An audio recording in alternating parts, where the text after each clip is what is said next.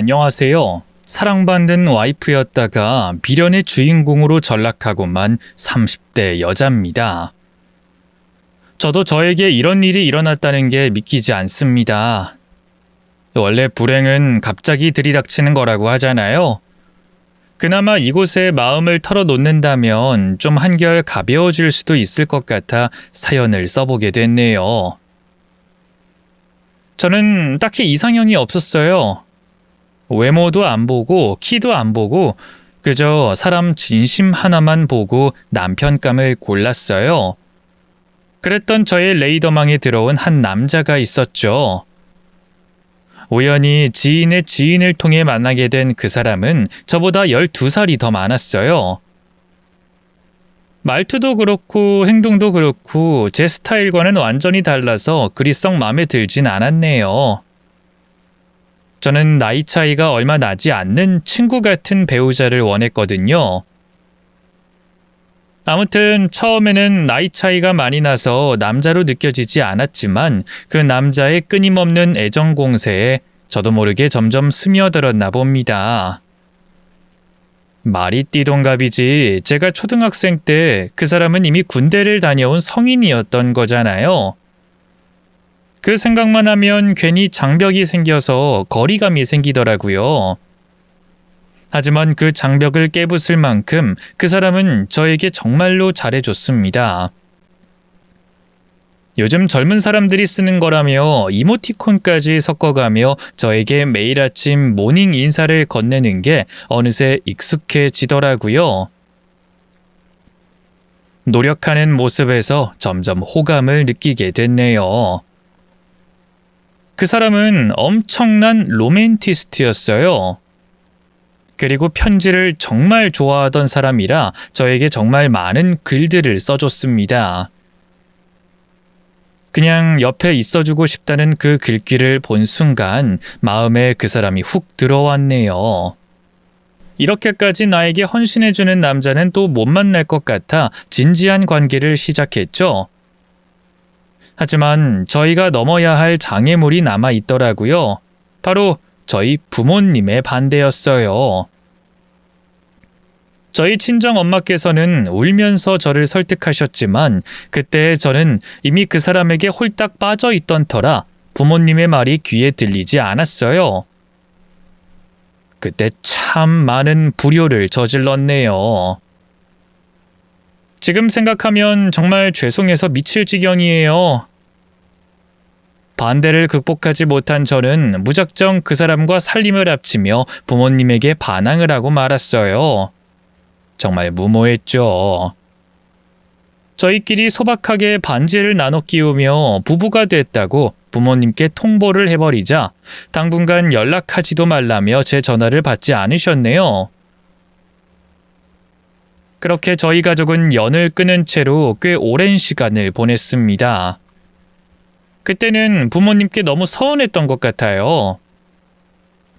부모라면 딸의 행복을 무엇보다 우선시해야 하는 거 아닌가? 왜 이렇게 괜찮은 사람을 몰라주지? 날 믿지 못하시는 건가? 원망스러운 마음에 저도 연락을 차단하고 말았죠. 그래도 제가 모르는 사이 남편이 저희 친정 부모님께 찾아가서 무릎까지 꿇으며 그렇게 설득을 했다고 하더라고요. 뒤늦게 안 사실이지만 저를 행복하게 해주기 위해 이렇게 하겠다 저렇게 하겠다 손가락을 걸고 약속까지 했다고 하네요. 그렇게 믿음과 신뢰를 심어준 결과 저희 부모님의 마음도 조금씩 풀리기 시작했어요. 너무 고맙더라고요. 본인을 반대하는 어르신을 설득한다는 게 쉬운 일이 아니잖아요. 저라면 서운하고 미워서 연락도 안 하고 살 것 같은데 남편은 그렇지 않았어요. 확실히 나보다 더 성숙한 사람이고 존경할 만한 사람이구나 싶더라고요. 그리고 어느 날 저희 엄마께서 등산을 하다가 쓰러지신 적이 있었는데 그때 제 남편이 가장 먼저 달려가서 맨발로 엄마를 업은 채로 병원까지 달려간 사건이 있었어요. 그날 이후로 저희 부모님은 제 남편을 완전히 신뢰하게 됐죠. 어찌 보면 생명의 은인이잖아요. 나중에 엄마가 저에게 이런 말씀을 하시더라고요. 김서방 아니었으면 난 이미 이 세상에 없었을 거야. 생각만 해도 눈앞이 캄캄해. 김서방이 네 앞에 나타난 것도 다 인연 아니겠니? 그때는 내가 너무 어리석어서 반대만 했었는데 이제야 그게 후회가 되네. 우리 집에 은인이 들어온 줄도 모르고 어떻게 창모를 엎고 맨발로 뛸 생각을 해. 생각할수록 우리 사위가 참 대단하다니까. 주변 사람들에게도 땡땡동 사랑꾼이라고 불릴 만큼 남편은 저를 정말로 사랑해줬어요. 제 온전한 모습을 전부 이해해주고 받아주는 느낌이었달까요? 애처가에다가 허튼 짓 안 하고 착하디 착한 제 남편이었지만 그렇다고 해서 갈등이 없었던 건 아니었어요. 딱 한 가지 고민이 있었습니다. 그건 바로 임신이었는데요. 남편이 나이가 있다 보니 함께 살자마자 바로 임신 준비를 하기 시작했는데 그게 쉽지가 않았어요. 주변에서 들어보면 늦은 나이에도 다들 잘만 임신하고 잘 키우는데 저희에게는 그 평범한 게 제일 어렵더라고요. 저는 마음이 급해졌고 이것저것 안 해본 일이 없었지만 남편은 아주 태평하더라고요. 낳으면 좋고 아님 말고 난 우리 둘이 살아도 좋을 것 같은데 내가 우리 여보를 아기처럼 잘 보듬으면서 살면 되지. 그래도 난 애를 낳고 싶어. 나랑 오빠 닮은 미니미 하나 낳아서 키우는 게 소원이야. 키우는 재미도 느껴보고 싶고 새로운 세계를 경험해보고 싶어. 그래, 나도 여보랑 같은 생각이야. 하지만 난 몸과 마음을 소모하면서까지 이 일에 매달리고 싶지가 않네. 우리 인생은 너무 짧고 귀하잖아. 스트레스 받으면 될 일도 잘 안 돼. 그러니까 마음 느긋하게 가지자. 우리 둘 다 건강하니까 언젠가 임신이 되겠지. 걱정돼. 혹시나 끝까지 안 될까 봐. 왜? 내 나이가 너무 많아서? 꼭 그런 건 아니고. 나 신체 나인 젊어. 매일 운동도 하고 체중 관리도 하고 있잖아. 내가 더 많이 노력할게. 그리고 사람 직감이라는 게 있잖아. 요즘 느낌이 와. 난 왠지 올해 안엔 우리 아기가 생길 것 같은데. 그랬으면 좋겠다. 임신만 된다면 진짜 더 이상 바랄 게 없어. 그 당시 제 유일한 스트레스가 임신이었는데 너무 안 되니까 지나가는 애기들만 봐도 눈물이 나더라고요. 그래도 남편이 곁에서 위안이 되는 말을 많이 해주니까 그나마 안정이 되더라고요. 나중에는 저도 어느 정도 체념을 하면서 이 사람만 옆에 있으면 비록 자식이 없더라도 늙어서 행복하게 살 수 있겠다 싶었네요. 같이 취미생활하면서 건강관리하면서 여행도 다니고 하고 싶은 일 하면서 인생을 보내면 되잖아요. 그래도 문득 이런 걱정이 들더라고요. 어쨌든 이 사람이 나보다 더 나이가 많으니 저보다 먼저 세상을 떠날 확률이 높잖아요. 그때가 되면 무척이나 외로울 것 같은데 그건 또 어떻게 버티지? 하며 자다가도 눈물이 글썽여지더라니까요. 제가 원래 걱정이 많은 타입이라 잘 때마다 별 고민을 다 하거든요. 이 천성 자체가 계획적이라 무슨 문제가 생길 때를 대비해서 미리미리 준비하는 게 제 삶의 방식이었습니다. 하지만 저에게 일어난 그 사건은 도무지 예상을 할 수 없었어요. 남편이 하루아침에 실종된다는 걸 상상할 수 있는 여자가 세상에 어디 있겠어요. 뱃일을 하던 남편이었기에 긴 시간 동안 집을 비우는 일은 종종 있었지만 워낙 연락을 잘해주고 걱정시키는 일이 없었기 때문에 남편의 부재가 저를 불안하게 만드는 일은 단 한 번도 없었어요. 오히려 집을 비울 때 혼자 있을 저를 남편이 너무 걱정해서 일을 하다가도 걱정이 된다며 수시로 전화를 해주곤 했죠. 그날도 뱃일을 하러 간 남편과 전화통화를 했어요.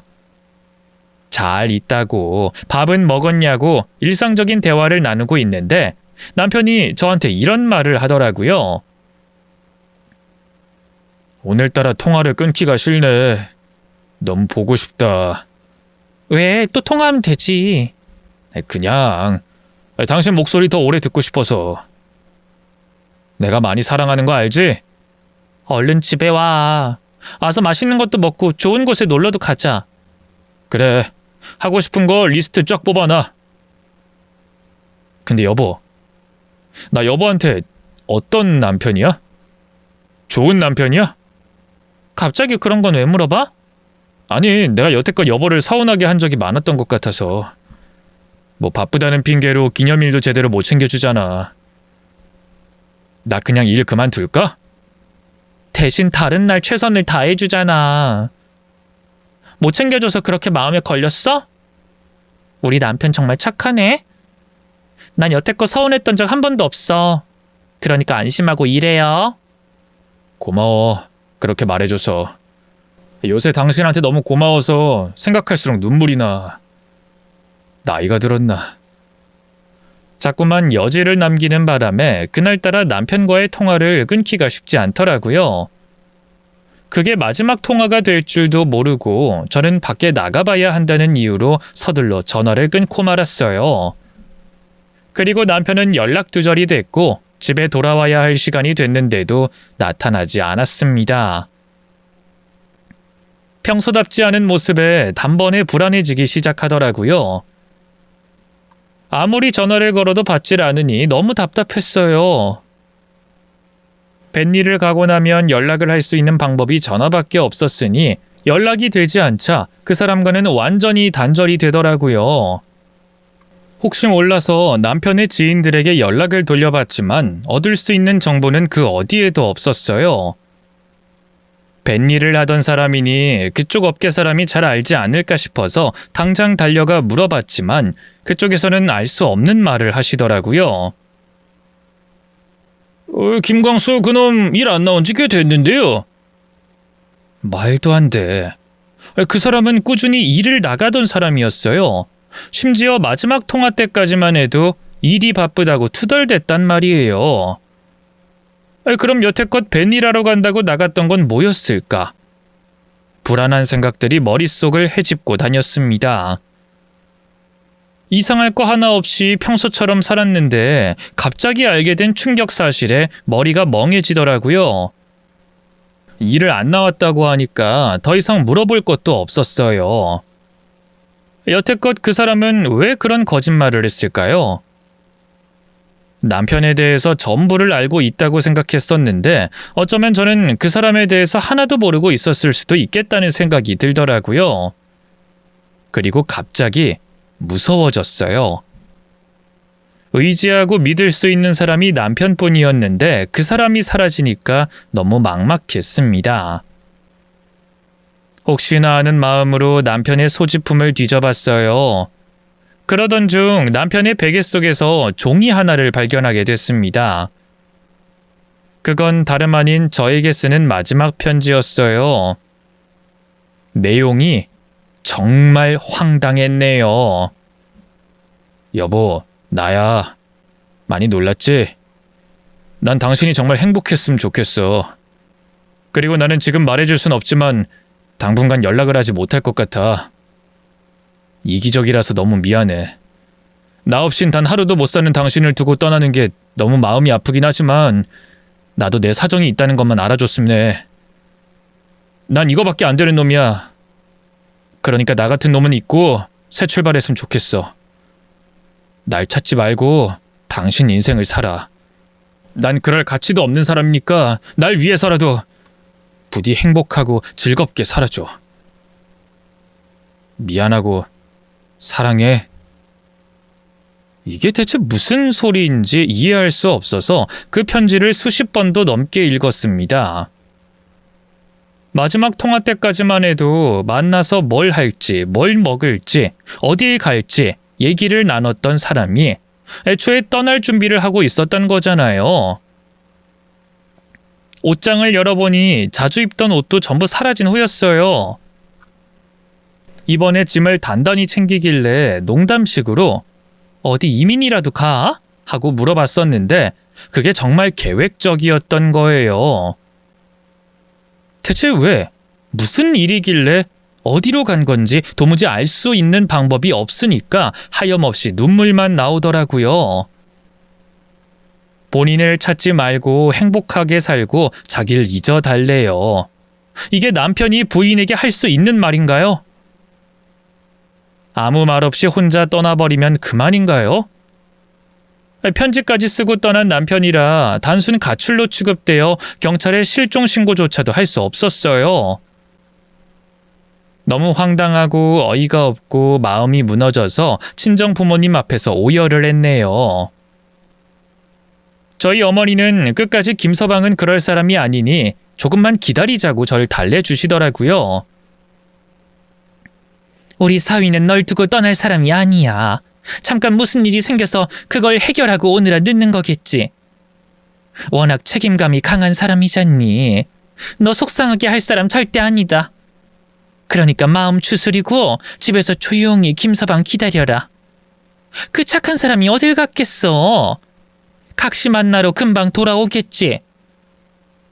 때로는 묵묵하게 기다릴 줄도 알아야 하는 거야. 하지만 직감할 수 있었어요. 작정하고 저를 떠난 것이며 다시는 돌아오지 않을 거라는 것을요. 편지 내용이 그 사람의 마음을 말해주고 있었습니다. 부부가 함께 살다 보면 정이 떨어질 수도 있고 헤어지고 싶을 수도 있죠. 하지만 이런 방식은 너무하지 않나요?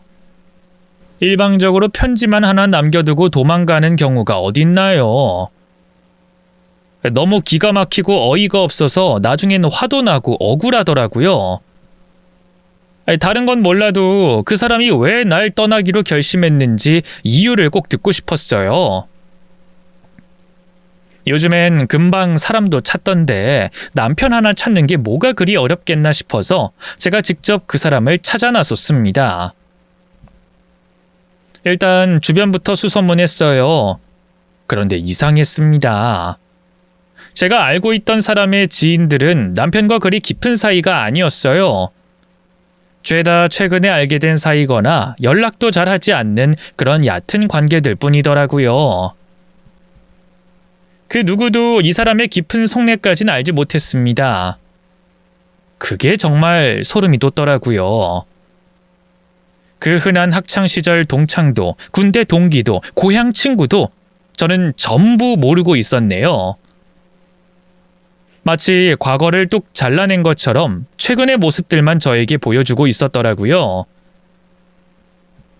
겨우겨우 수소문에서 남편과 함께 뱃일을 했던 아저씨 한 분을 알게 됐어요. 제가 연락을 하니 받질 않으셔서 직접 일터에 찾아가 사정을 말씀드리며 남편의 행방에 대해서 아시는 게 있는지 여쭤보니 오히려 이렇게 되물어 보시더라고요. 그놈이 결혼을 했었나? 네, 제가 그 사람 부인이에요. 워낙 사적인 얘기를 나누질 않으니 나야 잘 모르지. 그 사람이 결혼했다는 말도 안 해요? 말이 없으니까. 아무튼 그 사람 갈 만한 곳 어디 없나요? 갑자기 실종돼가지고 찾을 수가 없어서 그래요. 일도 안 나온 지 꽤 됐다면서요. 무슨 말 들은 거 없으세요? 어른이 가출했으면 뭐 찾지 말라고 작정하고 떠난 거 아니겠어? 찾아서 뭐 하려고? 남편인데 당연히 찾아야죠. 그 사람이 배 타고 자주 가던 경로 같은 게 있을 수 있잖아요. 그것 좀 알려주시면 안 될까요? 워낙 시니컬하고 냉정하신 분이라 설득하는 것도 정말 오래 걸렸어요. 결국에는 종이에 이것저것 적어주시더라고요. 남편이 일을 하면서 자주 들렀던 곳이었죠. 이 주소만 훑는데 한 세월이 걸릴 것 같더라고요. 이건 마치 서울에서 김서방 찾는 것보다 더한 일이 됐네요. 떠난 사람 그냥 가라고 내버려두고 새 출발하면 그만인데 그때는 왜 그리 오기가 생겼는지 몰라요. 동료분이 알려주신 주소 중에 섬이 하나 있었어요. 남편이 좋아하는 곳이 있는데 그 풍경을 읊어준 적이 있었거든요. 그 섬에 딱 도착하자마자 그때 그 사람이 말했던 곳이 바로 이곳이구나 직감이 오더라고요. 그리고 어쩌면 남편이 이곳에 머물고 있을 수도 있겠다는 생각이 들었습니다. 하지만 그곳에 있는 분들은 전부 남편을 모르더라고요. 아주 작정하고 숨어 지내는 게 분명해 보였어요. 와이프 싫다고 잠적해버린 남편을 어떻게 손쉽게 찾을 수 있겠어요? 허탈한 마음에 많이 울었네요. 지인의 말에 의하면 남편이 섬에 자주 왔다 갔다 했다고 하더라고요. 다른 곳은 몰라도 이 섬에 남편이 개인적인 애정이 있나 싶어서 자꾸만 그곳을 찾아가 남편의 흔적을 찾게 되더라고요. 남편에게는 부모님도 없었고 형제도 없었고 친척도 없었다고 했어요. 그냥 어린 시절 가족을 잃고 아는 아저씨 따라 뱃일을 하게 된 게 사회생활의 첫 시작이었다고 했습니다. 불행한 어린 시절을 살았으니 자신은 꼭 가장으로서 책임과 의무를 열심히 이행하며 살 거라고 다짐했던 그 사람의 모습이 문득 떠올랐네요. 그토록 아내를 끔찍이도 아끼던 사람이 도망이라니. 그 사람의 실체는 대체 뭐였을지 궁금해 미치겠더라고요. 시간이 날 때마다 남편이 갈 만한 곳에 가서 남편의 사진을 보여주며 지나가는 사람들에게 여쭙고 다녔어요. 이 사람 혹시 아시냐고, 어디서 본 적 없냐고. 잃어버린 아이를 찾는 심정으로 남편을 찾아 헤매는 저를 보더니 섬에 있던 할머니 한 분이 이렇게 대답을 하시더라고요. 어디서 많이 봤는데? 이 사람을 본 적이 있으세요? 어디서 봤더라? 아이, 분명 봤는데. 잘 기억해 보세요. 저 이 사람 꼭 찾아야 됩니다. 아유, 도저히 기억이 안 나네. 이름은 김광수예요. 저는 이 사람 부인이에요. 정말 모르시겠어요? 광수가 누구더라? 건너집 아들인가 손주인가? 그런 이름이 있었던 것 같기도 하고. 이 섬에 있는 사람이 맞는 것 같은데. 그렇게 남편을 찾아 헤맸지만 5년이나 그 사람을 찾지 못했다면 믿으시겠어요? 잡힐 듯 말 듯 결국엔 잡히지 않더라고요. 마치 숨바꼭질을 하는 것 같았어요. 처음에는 단순히 찾으면 보일 거라고 생각했습니다. 하지만 땅으로 꺼졌는지 하늘로 솟았는지 도통 나타나질 않더라고요. 이제는 미련을 접고 그 사람을 보내줘야 한다는 걸 잘 알았지만 마음을 끊기가 정말 힘들었네요. 오죽하면 저희 부모님께서 그 사람이 세상을 떠났다고 생각하고 이만 보내주라고 저를 설득하셨겠어요? 그때 저는 미쳐 있었던 것 같아요. 이제 딱 1년만 찾아보고 안 되면 그만 놓아주자고 생각했어요. 그리고 또다시 그 섬에 들어가 남편의 사진을 보여주며 수소문을 해봤네요. 그러던 중 바닷가에서 한 여자를 마주치게 됐어요. 못 보던 얼굴이라 얼른 달려가 남편의 사진을 보여주며 이 사람 아시냐고 물어봤어요. 그런데 여태껏 사람들이 보인 반응과는 다른 반응을 보이더라고요. 흠칫 놀라더니 잠시 후 아니요, 모르는 사람인데요? 라고 대답을 해버리더라고요. 직감이 딱 왔죠. 이 여자 분명 내 남편을 아는구나. 그래서 제가 붙잡고 집요하게 물어봤습니다. 다시 한 번만 봐주실 수 있나요?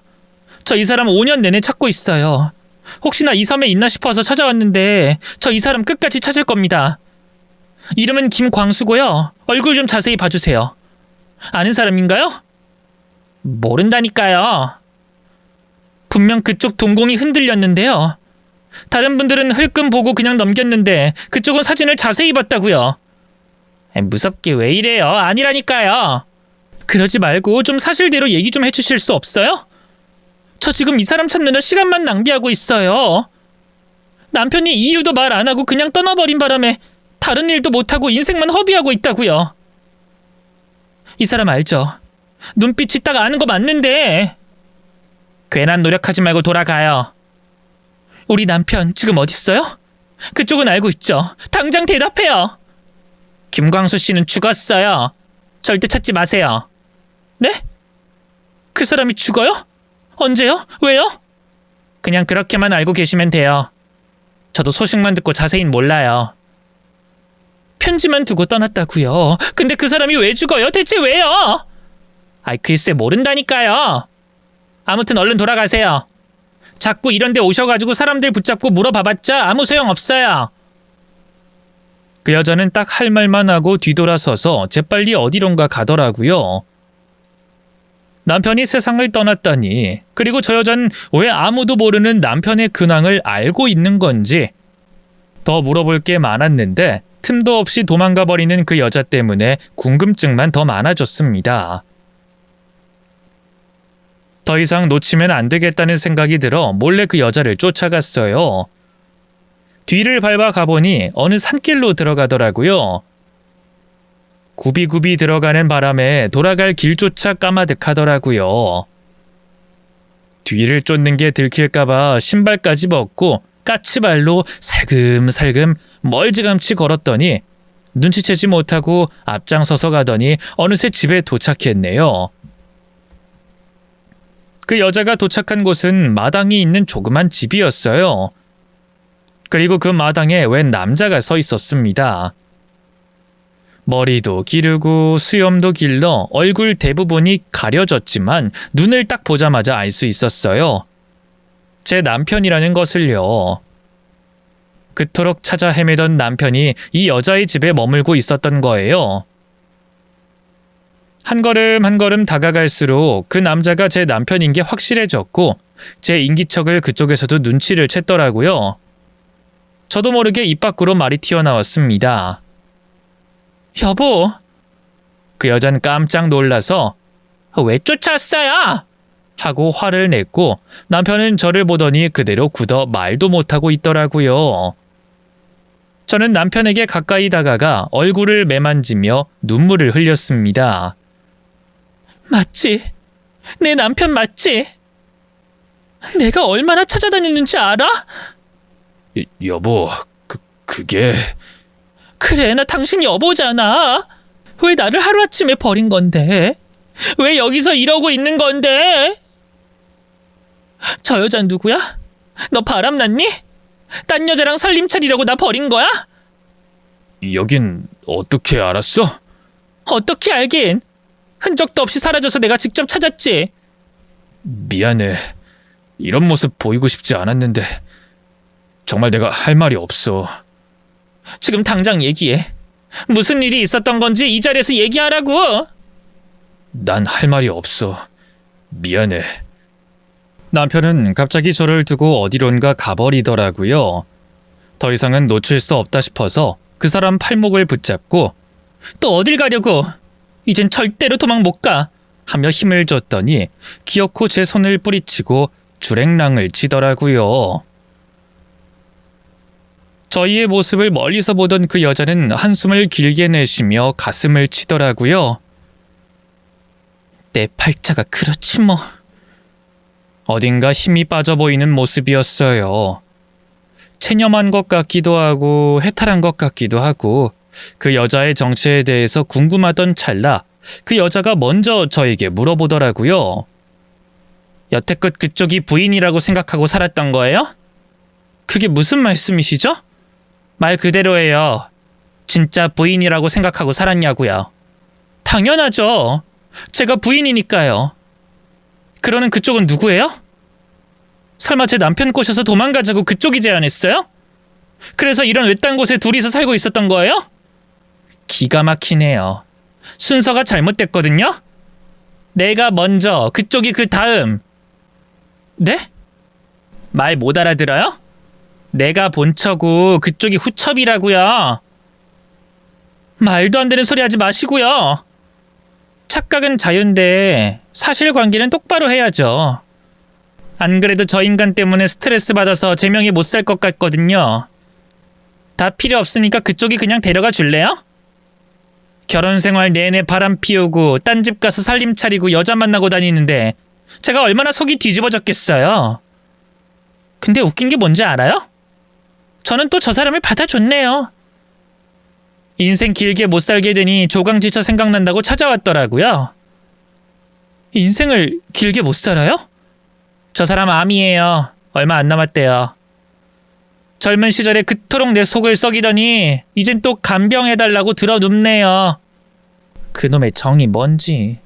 생애 마지막을 함께하고 싶다고 찾아오니 도무지 내쫓을 수가 없었네요. 근데 이번엔 본천 줄 알고 찾아온 여자가 또 생겼네요. 저 인간이 뭐래요? 뭐 자긴 총각이래요? 그 나이에 쭉 혼자였대요? 분명 혼자라고 했는데 벤일하느라 바빠서 연애할 틈도 없었다고. 퍽이나. 연애할 틈이 왜 없어요?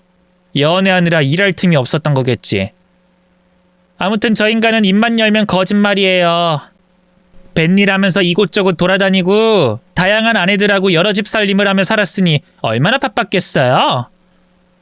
말도 안 돼요. 그럴 리가 없어요. 믿거나 말거나 그쪽 자유지. 그래요. 뭐 그쪽이 본처라고 치고 증거 있어요? 우리 사이엔 자녀가 있어요. 자녀 둘 낳은 이후로는 저 인간이 정관 수술을 해서 그 이후로는 애를 못 낳았을 거예요. 이만하면 증거가 됐나요? 잠시만요. 수술을 했다고요? 왜요? 설마 그것도 거짓말을 했나요? 저 인간 애 못 낳아요. 뭐 예전엔 나를 위해서 수술한다느니 핑계를 댔지만 알고 보니 맘 편히 바람 피우고 싶어서 한 거더라고요. 상간녀와의 관계에서 애를 낳으면 더 큰 일로 번지니까 그걸 막으려면 수술밖엔 답이 없잖아요. 가만 보면 참 치밀해요, 저 인간. 사람이 어찌나 부지런한지. 말도 안 돼. 아예 수술을 했다고요?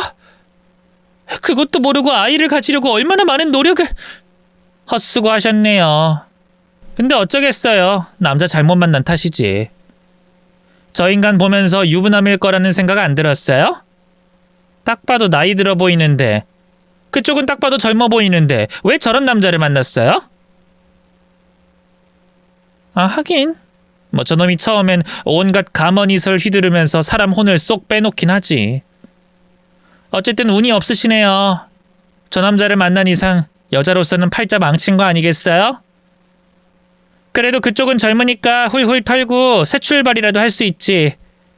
똥 밟았다 생각하고 저딴 인간은 그만 잊어요. 나도 예정이 있어서 겨우 받아주고 있는 거지 맘 같아선 가차없이 내쫓고 싶네요. 부부란 게 뭔지. 인생의 마지막 순간을 여기서 보내고 싶다고 하니 차마 내쫓을 수도 없고 마지못해 살고 있어요. 저도 저 사람 이 세상 떠나면 맘 편히 살려고요. 지금은 그냥 무시하면 죄책감 생길 것 같아서 제 마음 편하자고 받아주고 있는 거예요. 아무튼 안타깝게 됐어요. 이런 진실을 알게 됐으니 얼마나 충격이실까. 감당할 수 없을 만큼 큰 충격을 받은 저는 그 자리에서 털썩 주저앉았습니다. 본처가 따로 있다고 하는데 제가 거기다 대고 무슨 말을 덧붙일 수 있겠어요. 저는 졸지에 상간녀이자 첩이 되고 말았네요. 주인공인 줄 알았는데 알고 보니 조연이었던 거예요. 어쩌면 스탄 엑스트라 중 한 명이었을지도 모르죠. 저도 모르는 다른 여자들도 존재하고 있었습니다. 이게 무슨 날벼락인가요? 시간이 흐르고 남편이 다시 돌아와 쭈뼛쭈뼛 저에게 다가오더라고요. 그리고 영혼 없이 사과를 건넸네요. 여보, 미안해. 당신 고생시키고 싶지 않았어. 정말 암이야? 몇 개월 안 남았대. 지금 수술도 치료도 다 소용없어서 여기서 머물면서 인생 마지막을 정리하는 중이야. 당신한테 미리 말 못한 건 미안해. 나한테 말 못한 게 너무 많은데 이거 다 어떻게 설명할 거야? 진짜 저 여자가 본처야? 나는 첩이고? 무슨 말을 그렇게 해. 요즘 시대에 첩이 어딨어. 난 그저 당신을 사랑했을 뿐이야. 저 사람이랑은 진작에 관계가 깨졌고 의리로 사는 중이었어. 내 진정한 사랑은 당신이야. 그러니까 왜 말을 안 했냐고! 정말 내가 죽일 놈이다. 저 여자랑은 애도 낳았다면서. 그리고 정관 수술까지 했다며. 그러니까 나는 여태껏 불가능한 일에 목매달고 있었던 거네? 어떻게 나한테 한마디 말도 없이 감쪽같이 나를 속일 수가 있어? 다른 건 몰라도 그건 말을 했어야지. 미안해. 도무지 말할 용기가 나지 않았어. 그토록 임신을 바라고 있는데 내가 묶어버렸다고 해버리면 당신이 날 얼마나 원망했겠어. 도저히 입이 안 떨어지더라. 내 인생 망치니까 좋아? 임신이 안 됐던 건 당연했던 거네. 내 탓이 아니었어. 난 그것도 모르고 혼자 헛쓰고 했어. 한약도 먹어보고 침도 맞아보고 별짓을 다 했다고. 내가 얼마나 나 스스로를 탓하고 살았는지 알아? 그리고 난 내가 잘못해서 당신이 떠난 줄 알았어. 매일매일 사는 게 고역이었어. 내가 뭘 잘못했을까? 어떤 게 매력이 없었을까? 어떤 게 여자답지 못했을까? 수없이 질책했다고. 어떻게 나한테 편지 하나 달랑 남기고 잠적해버릴 수가 있어? 나도 내가 싫었어. 이런 모습을 보여주고 싶지 않았어. 어떤 관계는 편하고 안정적인 반면에 어떤 관계는 설레고 거리가 어느 정도 있는 법이야. 당신과는 늘 설레고 싶고 사랑을 간직하고 싶어서 그랬어. 당신이 날 병간호하는 순간 난 더 이상 남자로서 매력이 떨어지는 거잖아. 힘든 일은 저 사람한테 시키고 당신이랑은 좋은 추억만 남겨놓고 싶었어. 그게 다야. 나 알잖아. 당신한테 얼마나 좋은 남편이었어. 최선을 다했던 내 모습 잊었어?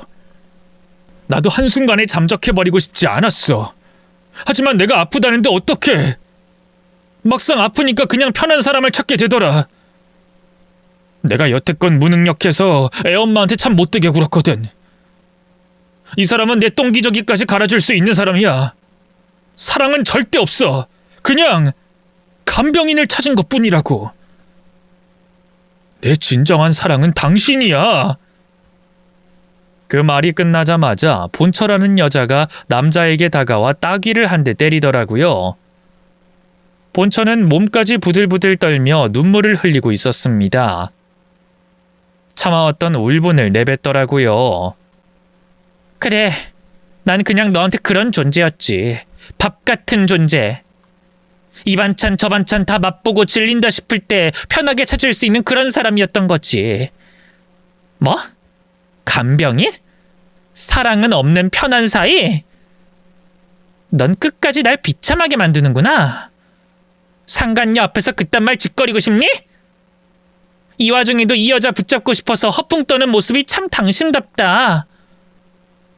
착각하지 마. 난 널 위해서 네 곁에 있는 게 아니라 날 위해서 곁에 있는 거야. 그래도 애 아빠니까. 근데 네가 내뱉는 말들을 보니 도저히 못 들어주겠어. 사람 고쳐 쓰는 거 아니라더니. 아프고 난 뒤에 철이 좀 들 줄 알았더니 여자라네. 그렇게 죽고 못 살겠으면 상간녀한테 병간호 해달라고 하지. 왜 나한테 난리야? 왜 힘든 건 나만 시키냐고? 여보, 일단 진정해. 말이 그렇다는 얘기잖아. 내가 표현이 서툴러서 그렇지. 우리 함께한 세월이 몇 년인데. 우리 추억도 많고 역사도 길었잖아. 내 말은 내 마지막 인생의 여정은 가장 역사가 긴 당신이랑 함께하고 싶다는 뜻이었어.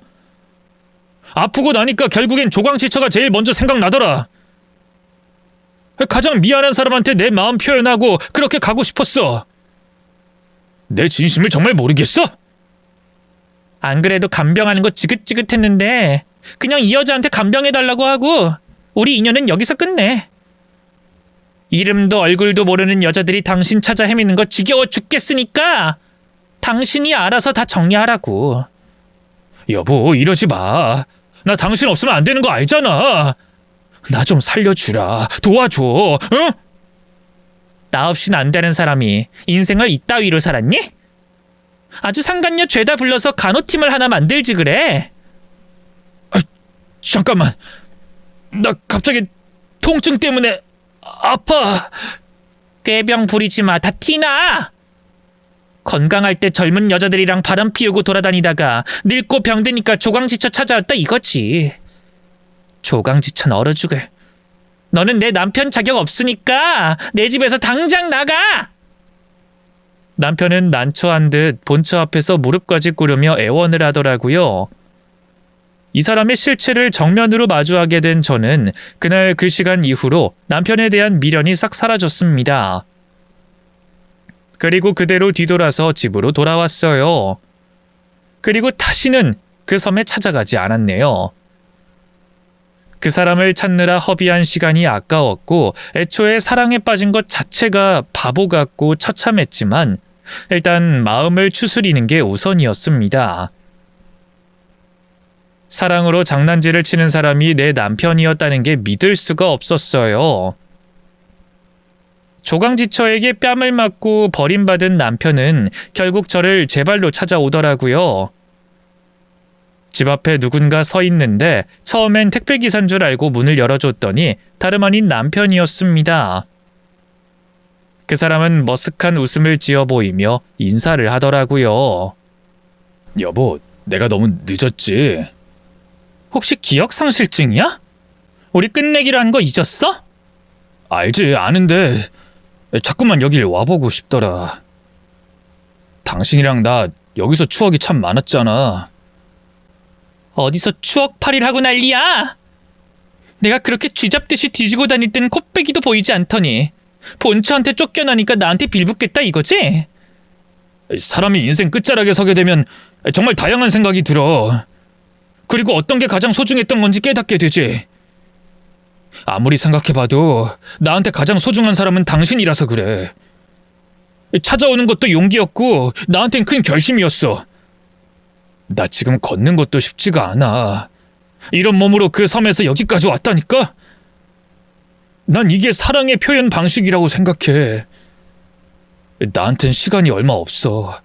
당신이 내 인생의 마지막을 함께 해줬으면 해. 임신 그거는 내가 정말 미안해. 그 여자가 애 낳고 나서 더 이상 임신은 싫다고 날 병원에 데려갔던 거야. 나는 그 수술이 뭔지도 모르고 그냥 받은 거라니까? 나 사실 그 여자한테 억압받으면서 살았어. 성격이 어찌나 드센지 내가 숨도 제대로 못 쉬고 살았다고.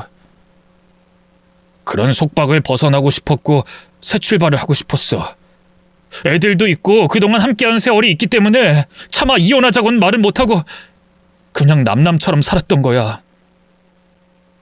내 진정한 사랑은 그 사람이 아니야.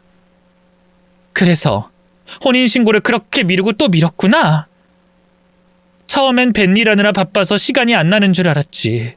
그 흔한 결혼식도 못 해보고 웨딩 사진 하나 못 찍어보고 당신이라는 사람이랑 결혼했어. 근데 지나고 보니 우리 관계에 아무것도 남은 게 없더라고. 그냥 당신이 사라지면 원래 없었던 사람처럼 사라지는 거였더라고. 나는 왜 그런 허무한 관계를 단단하다고 믿으며 붙들고 있었을까? 이 사람의 마음속에 여러 명의 여자가 있는 줄도 모르고 왜 나 혼자만 독점했다고 생각했을까? 난 그게 너무 화나. 아프면 모든 게 용서가 된다고 생각해? 여태껏 저지른 잘못이 없어지기라도 할 것 같아? 이런 놈이라 정말 미안하다. 하지만 딱 한 번만 이기적으로 굴게. 나 아직도 당신 너무 많이 사랑해. 그러니까 나 쫓아내지 말아줘. 말 안 해도 다 알아. 당신도 아직 나 사랑하잖아. 사랑하니까 5년 내내 나를 찾아다닌 거잖아. 사랑이 없다면 그건 불가능하지. 아니, 사랑해서 찾은 게 아니라 증오해서 찾은 거야. 반드시 찾아서 벌 주려고. 근데 벌은 이미 받고 있는 것 같네. 내 역할은 여기서 끝났으니 돌아가. 잠시만. 나 진짜 숨이 차서 그런데 물 좀 줄 수 있을까? 그 인간은 갑자기 기침을 콜록콜록 해대면서 물 좀 달라고 애원하더라고요. 이걸 믿어야 할지 말아야 할지. 그땐 순간 너무 당황해서 당장 부엌으로 달려가 물을 컵에 따르는데 그 틈을 타서 그 인간이 집에 불쑥 들어왔어요. 그리고 소파에 들어눕더라고요. 예전엔 그런 능청스러운 모습에 마음이 끌렸지만 이제는 정남이가 뚝 떨어지더라고요. 계속 나가라고 하니까 그 사람은 위기에 몰린 사람처럼 눈물까지 흘리며 결국 제 앞에서 무릎을 꿇었습니다. 여보, 내가 다 설명할게. 뭐가 궁금한 건데? 다른 여자들? 진짜 그건 아무 의미가 없었어. 그래, 나 너무 외로웠어. 벤일하면서 끝없는 바다를 돌아다니면 얼마나 마음이 허한지 알아? 집에 돌아올 때 혼자라는 게 너무 싫어서 사람들 많이 만나고 다녔어. 그러다가 일이 커진 것뿐이야. 이건 내 정신적인 문제야. 내가 미친놈이지. 그냥 다 스쳐 지나갈 하찮은 여자들이야. 내 인생에 아무 의미도 남기지 않은 그냥 바람 같은 사람들이었다고. 그래, 다른 여자들에게도 나를 그런 식으로 이야기하겠지. 나 다음은 누군데? 땡땡동에 사는 그 여자? 당신한테 기념일에 팔찌 선물했던 7살 연하의 여자? 무슨 소리라는 거야? 내가 지금 여자가 어딨어?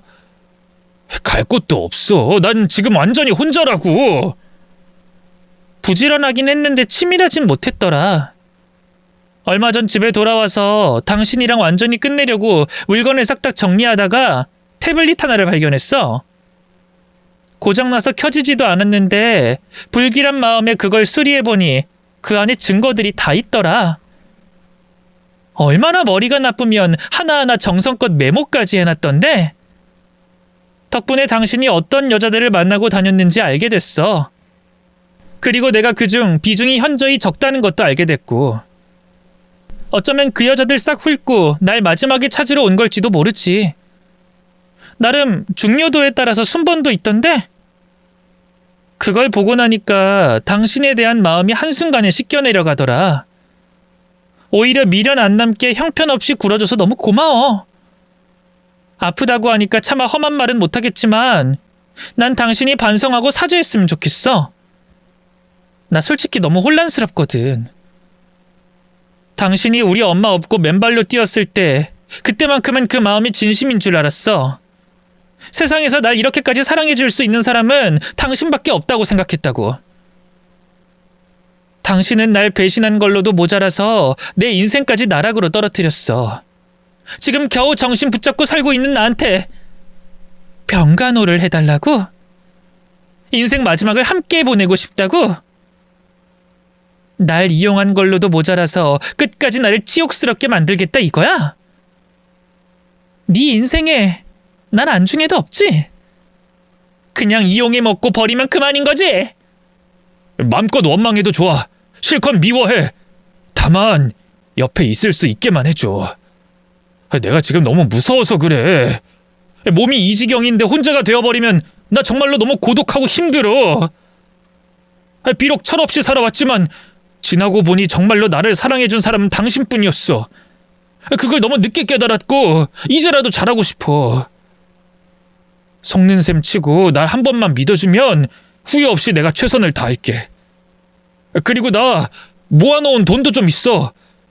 벤일하면서 차곡차곡 모으기만 했으니 돈이 꽤 돼. 그거 전부 당신한테 남기고 갈게. 그 돈이면 당신 앞으로 먹고 사는데 지장 없을 거야. 이 인간이 끝까지 허풍이네. 병원비에 수술비에 그토록 많은 여자들을 만나고 다녔는데 돈이 나만 아꼈어? 진짜야. 나 비상금이 꽤 된다니까? 그럼 이 자리에서 계좌 잔고 공개해봐. 그건 곤란해. 묶여있는 돈이라. 이거 봐. 당신은 끝까지 나한테 진실되지 못하잖아. 그냥 지금 가진 게 아무것도 없는 빈털털이다. 다른 여자들 전부 날 버리고 길거리에 나앉게 생겼다. 인생 나락이다. 이렇게 솔직하게 털어놓기라도 했으면 측은지심이라도 생겼을 거야. 이건 뭐 이도저도 아니고 한심하기만 하네. 이참에 나가서 새 출발해. 어렵지 않잖아. 당신 여자 하나 아주 잘 꼬시잖아. 새로 여자 꼬셔. 이왕이면 요일마다 만나는 여자 7명 만들어서 제대로 간병 좀 받지 그래? 지나간 여자한테 목매달지 말고 새 출발하시라고요. 왜 이렇게 힘든 길을 가실까? 진심이야? 나 정말 버릴 거야? 당신까지 날 버리면 주변에 아무도 없는데도 내가 지금 너무 마음이 급해서 그래. 나 외로움 잘 타는 거 알잖아. 자다가도 옆에 당신이 없으면 불안했던 거 알잖아. 원래 인생은 혼자야. 혼자 온전하게 잘 살 줄 알아야 남들과도 잘 사는 거야. 그런 의미에서 이번에 혼자만의 시간을 좀 가져봐. 나한테 시간이 얼마 없어. 당장 내일 어떻게 될지도 모른다고. 난 기적을 믿어. 당신이 한 행동은 너무 밉지만 죄는 미워하되 사람은 미워하지 말라는 말도 있잖아? 부디 잘 이겨내서 혼자만의 인생을 잘 살아봤으면 좋겠다. 내가 해줄 수 있는 말은 그뿐이야. 그렇게 그 사람과 완전히 이별했습니다. 울기도 참 많이 울었어요. 그런 놈에게는 눈물도 아깝지만 그 사람에게 바친 내 청춘에게 너무 미안하더라고요. 놓아주는 것도 연습이 필요했는데 저는 그거에 소질이 없었나 봐요. 이 사람 하나를 잊는데 너무 긴 시간이 걸렸네요. 태블릿에 담겨있던 여자들의 정보를 토대로 SNS를 알아내어 결국 연락까지 하게 됐네요. 그 사람들은 과연 본처에 대해 알고 있나 궁금하더라고요. 그리고 만약 몰랐다면 그 사람의 실체에 대해 밝힐 필요가 있겠다 싶었어요. 그렇게 하나하나 만나면서 새로운 사실들도 알게 됐네요. 일부러 기념일을 겹치게 만들어서 똑같은 선물을 전해준 건 기본에다가 벤일이라는 아주 핑계대기 좋은 직업을 가진 덕분에 외박이 용이했던 거예요. 생각해보면 그 사람과 기념일을 함께한 적이 별로 없었네요. 저는 완전히 후순이었던 것이죠. 그래도 다행인 건 여자들이 전부 현명해서 그 사람을 결국 받아주지 않았습니다. 본처에게 버림받고 다른 여자들에게 기웃거리던 그 인간은 결국 모든 여자들에게 버림받고 혼자가 되고 말았어요. 그 후로 몇 번 더 저를 찾아오긴 했지만 나중엔 가능성이 없다고 느꼈는지 결국엔 쥐 죽은 듯이 살더라고요. 듣기로는 홀로 자연 속에서 살고 있다고 하네요. 그토록 여자를 좋아하더니 결국엔 혼자가 됐다는 쓸쓸한 결말입니다. 그래서 사람은 양심적으로 살아야 하나 봐요. 아직까지 부고 소식이 들리지 않는 걸 보니 자연 속에서 쓸쓸하게나마 잘 살고 있는 모양입니다. 만약 그 사람이 암 선고를 받지 않고 건강했더라면 여전히 이 여자 저 여자 가지고 놀면서 바쁘게 살았겠죠. 부디 지금이라도 자신의 죄를 뉘우치고 피해를 줬던 사람들에게 늦게나마 진심으로 사죄를 했으면 좋겠네요.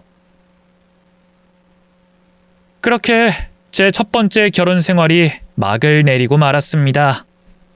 정말 상처만 남은 결혼 생활이었죠. 그래도 다행인 건 늦지 않게 그때 끝낼 수 있었다는 거예요. 그것만으로도 감사하게 생각하려고요. 한동안 저희 가족 모두가 고통의 시간을 보냈지만 이제는 거의 극복한 상태입니다.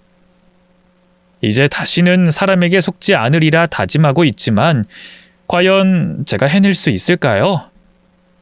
그리고 그때의 그 트라우마로 좋은 사람이 다가와도 경계하고 밀어낼까봐 걱정입니다.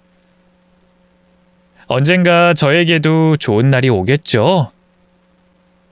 인생은 그래도 아름다운 거라고, 그럼에도 불구하고 살만한 거라고 믿고 싶어요. 오늘 이 시간부로 과거를 훌훌 털어내고 완전히 새 출발을 해보려고요.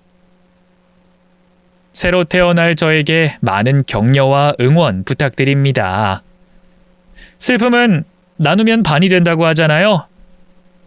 저의 슬픔을 함께 들어주셔서 정말 감사드립니다. 다음엔 밝은 모습으로 찾아뵐게요. 그럼 저는 이만 물러날게요.